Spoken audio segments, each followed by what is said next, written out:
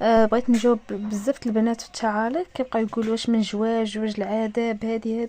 المهم بزاف التعاليق كنقراهم وما نقدرش نجاوب على كلشي، وانا ماشي من داك النوع اللي كنبقى نجاوب على التعاليق بزاف، كنبغيش نبقى نمرض راسي ونبقى نشرح لبنادم. وخاصه انا عارفه بزاف المتتبعات كيتبعوني وكيخلوا لي كومونتيرات زوين، وكنعرف الناس اللي اوفياء ديولو ديما كيخلوا لي كومونتيرات في اي فيديو. الزواج يعني ملي كتلقاي واحد ولد الناس على قد الحال وغادي تا هو درجه وتا هو ما كرهش لك يعيشك في احسن عيشه، ولكل غالب الله حتى انت كتكوني مع بنت الناس وكتعيشي على قدك. واش تي الا فطرتي ما كتغسليش الماعن حتى الفطور، ولا تغديتي ما كتغسليش الماعن حتى الغدا، ولا توسخي حوايجك ما كتصبنيهمش، راه ضروري.